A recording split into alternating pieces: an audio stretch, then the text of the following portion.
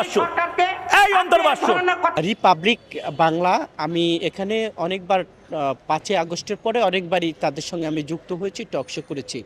কিন্তু এখানে যে ময়ূক নামে যে উপস্থাপক, তিনি গতকালকে আমি বলেছি যে দেখুন, বাংলাদেশের চায়ের দোকানে, রেলগাড়িতে, বাসে আমাদের বাংলাদেশের হিজড়ারা নেচে গিয়ে মানুষকে বিনোদন দেয়। আপনি কি এটা টকশো মনে করে না? এটা মনে করে বিনোদন। বিনোদন দেব, বাংলাদেশিদের চাল দেব, ডাল দেব। যখন নাচেন গান, তখন আপনাকে বাংলাদেশের চায়ের দোকানগুলিতে সবসময়ের জন্য বিনোদন। আমরা যারা রাজনৈতিক কর্মী, আমরাও বিনোদন পাই আপনার সঙ্গে থাকার জন্য। আরে নাচবো, গাইবো, বাংলাদেশকে খেয়েও নেব। এই ময়ূক ভারতের রিপাবলিক বাংলার যে উপস্থাপক, উনি রয়ের এজেন্ট এবং কসাই মোদির অর্থায়নে তিনি চলেন। এই জিহাদি কথা শোনো, এই জিহাদি কথা শোনো। আর এখন মাথা খারাপ হয়ে গেছে, তিনি অসুস্থ। অসুস্থ যদি না হয়, আপনি মনে করেন যে আপনি যাদেরকে টক শোতে ইনভাইট করবেন তাদেরকে বসিয়ে রেখে আধা ঘন্টার উপরে বক বক বক বক করবেন? কথা বলতে না দিলে আমি বের হয়ে যাব। কি হয়ে যাবেন? জিহাদিরা কি বাংলাটাও জানে না নাকি? অনেক সময় অতিথিদেরকে তুমি তাই তোমার বলার চেষ্টা করে এবং চোখ রাঙানোর চেষ্টা করে। ভদ্রভাবে কথা বলো। ওই ইউনুসের পায়ে ধরে অভদ্রতা শিখেছো? অর্থাৎ আমার কাছে মনে হচ্ছে যে ভারতের শাসক দলের প্রধান হলো ময়ূক। উনি যে ভাষায় কথা বলে, যেই আচরণ করে, মৌলবাদী নানান ট্যাগ দেওয়ার চেষ্টা করে। আমি বাংলাদেশের তোমাদের জামাতিদের, জিহাদিদের বাবা। ইতিমধ্যে আমরা দেখলাম সোশ্যাল মিডিয়াতে ভারতে আরেকটি টেলিভিশন সিসিবি নাকি, তারাও কিন্তু এই বিষয়টা নিয়ে বলার চেষ্টা করছে। ময়ূকের এই আচরণে ক্ষুব্ধ ইন্ডিয়ানরাই কিন্তু ক্ষুব্ধ। প্রয়োজনে নরেন্দ্র মোদী সার্জিক্যাল স্ট্রাইকটাও করতে পারে।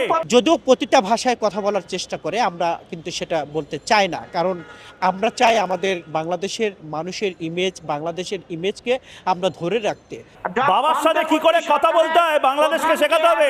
আমি কালকে কিন্তু ময়ূককে বারবার বলার চেষ্টা করছি যে আপনি ভাষা এবং সহনশীলতা পরিচয় দেন। আপনি যেই ভাষায় কথা বলেন, আপনি বাংলাদেশের মানুষকে উস্কানোর চেষ্টা করছেন এবং আপনার প্রেতাত্মারা যারা বাংলাদেশে বসবাস করে, আপনার অর্থায়নে আপনি ওখান থেকে উস্কিয়ে বাংলাদেশকে উস্কানি দিচ্ছেন। টাকাটা ছাড়ো বাবা, টাকাটা ছাড়ো। আমরা জানি না, আপনি বলেন যে বাংলাদেশ থাকবে না, বাংলাদেশ সেনাবাহিনী নিয়ে যাবে। এই যে অদ্ভুত কথাবার্তা বলার কারণে এই বিষয়ে আমি মনে করি যে অন্তর্বর্তী সরকারে যারা আছেন তাদেরকেও কিন্তু ভাবা উচিত। মোহাম্মদ ইউনূস কবে যাবে? ডেট বলবো। ভারতের কিছু কিছু গণমাধ্যম বাংলাদেশ নিয়ে যেইভাবে নেগেটিভ ছড়াচ্ছে, সেটা আমি মনে করি আন্তর্জাতিক মহল যদিও বুঝতে পারছে যে এই যে ভারতের অপপ্রচার, যেই সাংবাদিকরা তারা অপপ্রচার করছেন বাংলাদেশ নিয়ে, এটা বহির্বিশ্ব জানতে পারছে। কিন্তু আমরা বাংলাদেশে যারা আছি এবং বাংলাদেশের যারা সরকার, তাদের আরও স্ট্রং ভূমিকা নিতে হবে। এবং আমি ওখানে যাই, আমি আমার ব্যক্তির কথাটাই বলি যে ওরা যেহেতু বাংলাদেশকে নিয়ে নেগেটিভ ছড়ানোর চেষ্টা করে, অপপ্রচার চেষ্টা করে, আমরা ওখানে যাই যদি দুটো কথাও বলি, ওদের সঙ্গে ডিবেট করি আমাদের দেশের পক্ষে, মানুষের পক্ষে, তাও হলো কিন্তু ওরা কিছুটাও হলেও এখান থেকে নমনীয় হবে। অত চিৎকার করেন, অত অত অত চিৎকার করছো কেন বাবা? প্রোগ্রাম যদি বাংলাদেশ টাইম 8টা থাকে, তাহলে ওনারা আমাদেরকে 6টায় ফোন করে। আমরা যখন বলি যে অতিথি কে কে থাকবেন এবং আপনার বিষয়বস্তু কী, তখন ওনারা বলে বাংলাদেশ সমসাময়িক নিয়ে, কিন্তু ওনারা এই বিষয়টা বলে না। এবং আপনি জানেন যে বাংলাদেশের যারা সাংবাদিকতা করে, তারা যদি কাউকে টকশোতে আমন্ত্রণ করে, আগের থেকে একদিন আগেই বলেন এবং অনেক সাংবাদিকরা তাদের পোস্টার এবং বিষয় দিয়েও প্রচার করেন, কিন্তু ময়ূকরা এটা বলার চেষ্টা করেন না। ময়ূক গতকালকে আমারে প্রশ্ন করলেন যে 300 কোটি টাকা। 300 কোটি টাকা কোথা থেকে আসবে? ময়ূককে, ময়ূক 300, আমার বাংলাদেশ 300 কোটি, 400 কোটি, 10,000 কোটি খরচ হবে, কোথায় হবে না হবে এদেশের জনগণ ভাববে, এদেশের সরকার ভাববে। এটা নিয়ে তো ময়ূকের মাথা ব্যথা নাই। ময়ূকের গায়ে চুলকানি হয়েছে।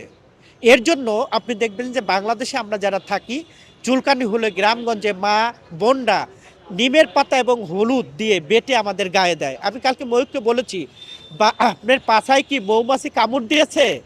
আপনাকে কি শরীরে চুলকানি হয়েছে, যে যার জন্য বাংলাদেশ থেকে নিম পাতা এবং হলুদ পাঠাতে হবে।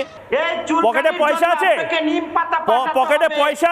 বাংলাদেশ নিয়ে আপনার এত মাথা ব্যথা কেন? বাংলাদেশ নিয়ে আপনার চিন্তা কেন? আপনি আপনার দেশ নিয়ে থাকুন। আপনার দেশের আগুন লেগেছে, সেই আগুন আপনি বাংলাদেশের দিকে দিতে চান। দেখো পেছনে সেনাবাহিনী, এই পেছনে সেনাবাহিনী, সেনাবাহিনী দেখো। এই আমি মনে করি ময়ূকের সঙ্গে আমাদের বাংলাদেশের যারা আছে, বিশেষ করে তরুণ রাজনীতি বলেন, যুবক রাজনীতি, তাদের বেশি বেশি যাওয়া এবং ময়ূক যে ধরনের আচরণ করবে তার চেয়ে খারাপ আচরণ করতে হবে, কারণ ওনাকে শিক্ষা দিতে হবে।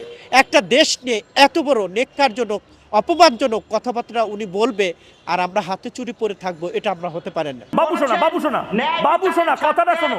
কারণ উনি ভয় পাচ্ছে বাংলাদেশ নিয়ে। ওনাদের ব্যবসা নাই, বাণিজ্য নাই। আজকে নিউ মার্কেটের ব্যবসায়ীরা দিশেহারা, তারা ভিক্ষার প্লেট নিয়ে রাস্তায় রাস্তায় ঘুরছে। এই যে নানান ব্যাপার নিয়ে আজকে ময়ূকের মতো বিজেপি সরকারে একজন আছেন শুভেন্দ্র, যেই শুভেন্দ্র অধিকারী মমতার আঁচলের নিচে থেকে দুধ কালা মধু খেয়েছেন, সেই শুভেন্দ্র জাতীয় বেঈমান এখন আপনার মোদির কোলে উঠেছে। মোদির কোলে উঠে এখন বাংলাদেশ নিয়ে তারা অপপ্রচার চালাচ্ছে। তিনি নাকি 1 মিনিটেই বাংলাদেশ দখল করে নেবেন। বাংলাদেশকে খেয়ে নেবো অসভ্যতা বেশি করলে। চুপ।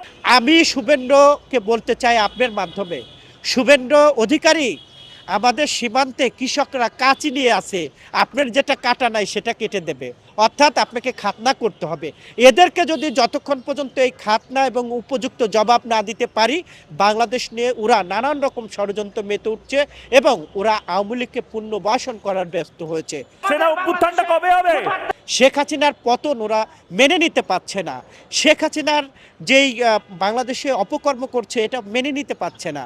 ওদের মধ্যে কোনো অনুশোচনা নাই। আপনি গতকালকেই দেখেছেন টবি ক্যামেটম্যান, তিনি বলেছেন যে ন্যায় বিচারের সাথে ভারতের উচিত হবে শেখ হাসিনাকে ফেরত দেওয়া। ওনারা শেখ হাসিনাকে লুকিয়ে রেখেছে।